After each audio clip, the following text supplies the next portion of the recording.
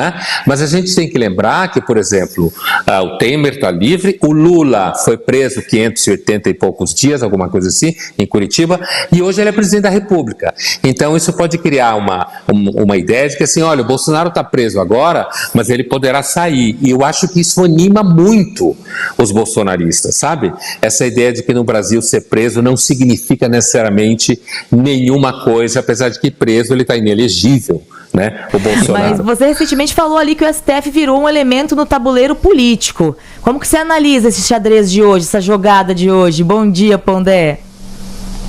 Bom dia a todos, nossos ouvintes, seguidores. Olha, sim, o STF ele tem sido uma figura cada vez mais política, né? E eu falava, inclusive, aqui na TMC, recentemente, que com a possível reeleição do Lula, o Lula conseguiria formar praticamente quase todo o STF, né? Porque ele teria aí 3 mais novos candidatos à aposentadoria, como a Carmen Lúcia, o Gilmar, o Fux, né? Até 2030, então seria ele a indicar. Isso já indica, por conta da reeleição, uma tendência a você correr riscos de presidentes que são reeleitos continuamente no país, colonizar o STF, digamos assim. Agora, nesse cenário hoje, é muito difícil não se olhar para o STF de forma política, apesar de que, ainda que exista toda essa discussão, acho que tem várias coisas juntas, né? Primeiro, tudo que o STF faz hoje, ou você pode analisar que é contra o Bolsonaro, ou você pode analisar que é a favor do Lula. Então a gente fica numa situação em que de fato o que tem na mão é narrativa.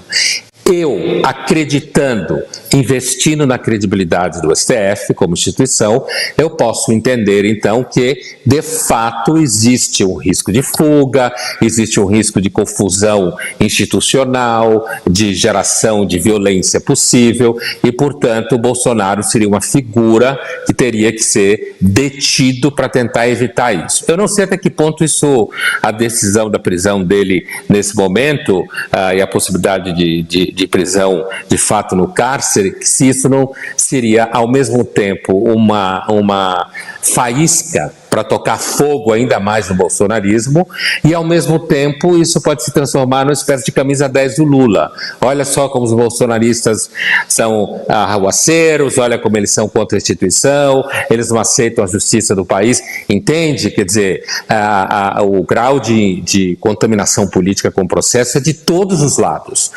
E sabe, já desde o século XIX, quem analisa democracia americana, no caso na época, já dizia que a democracia tem uma tendência a politizar todas as relações na sociedade democrática.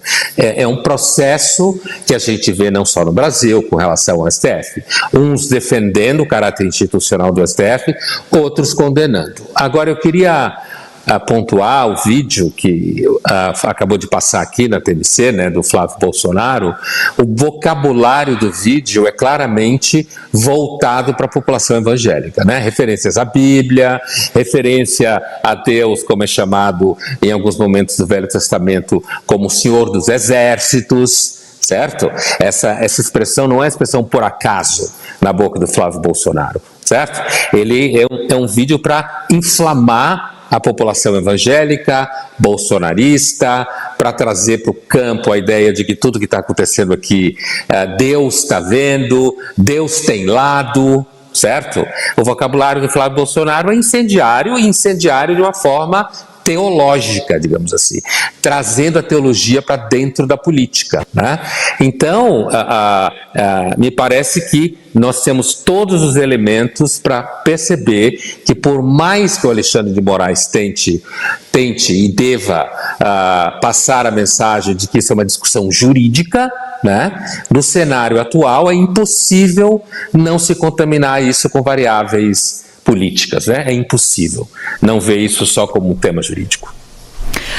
Pondé, um pouquinho antes de você entrar aqui, o Sandro Badaró estava trazendo para a gente uma retrospectiva dos 4 ex-presidentes da República presos desde a época da redemocratização. Então lembramos aqui de Fernando Collor de Mello, que está preso no Maceió, Michel Temer, que foi preso também preventivamente em 2019, o próprio Lula, que foi preso em 2018, e agora Jair Bolsonaro. O que é que isso pode dizer sobre a nossa história, sobre a nossa cultura?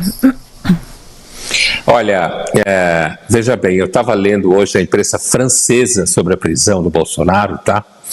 E é interessante porque eles, inclusive, comparavam, eles citavam presidentes franceses que mereciam estar presos, né? Deviam estar presos, além do Sarkozy.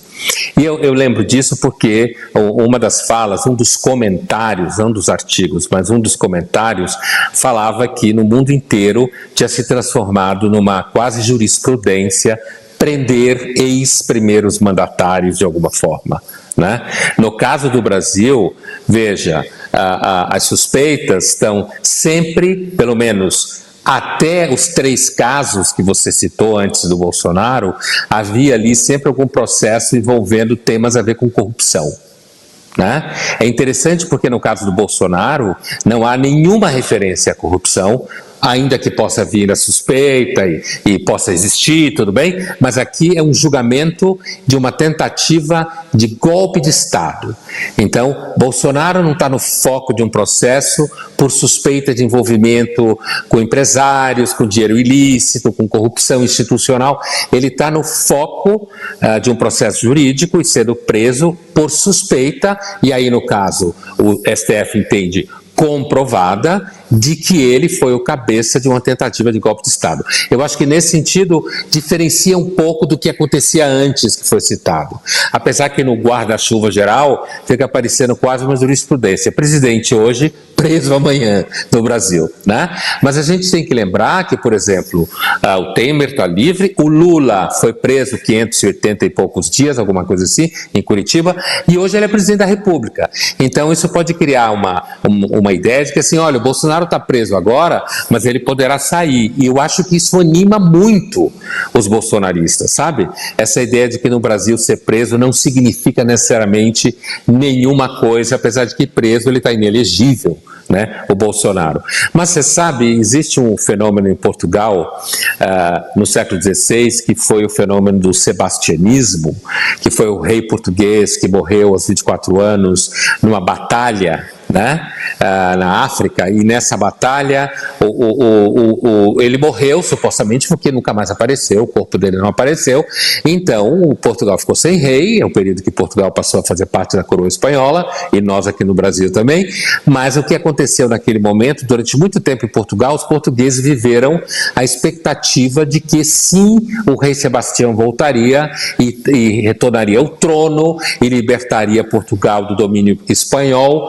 E o bolsonarismo, eu acho que é um pouco isso, sabia? Quer dizer, ele se transforma numa espécie de sebastianismo da direita. E eu tenho a impressão que isso sangra a direita, paralisa a direita no país, né? Porque ela fica o tempo inteiro devendo ao Bolsonaro, sendo acusada, alguns elementos, de abandonar o Bolsonaro quando ele está mal, ou seja, fica uma espécie de chantagem emocional com os possíveis candidatos à direita, e isso, de certa forma, ajuda a esquerda. Apesar que a esquerda também no Brasil não está numa boa, não tem outro candidato além de Lula. O Lula será candidato aos 100 anos também? Quer dizer, a esquerda não consegue oferecer nenhuma opção também ao Lula que seja viável nesse momento. Então, a política profissional do Brasil está péssima. Eu acho que é um dos momentos mais baixos da história recente. Concordo plenamente. O que será do ano que vem, né? Vamos aguardar. Muitas surpresas com certeza ainda virão. Luiz Felipe Pondé, nosso colunista do Sem Dó, trazendo sua análise nesse dia tão importante, né, para a política de forma geral. Pondé, muito obrigada, viu, por ter parado aí seu feriado, mas não tem jeito, né? Quando o dever chama, aqui estamos nós. Momento histórico. É isso. Um beijo, muito querido. obrigado. Tchau, Pondé. Obrigada. Beijo, bom trabalho. Gostou? Inscreva-se e venha debater conosco. Canal Voz e Argumento.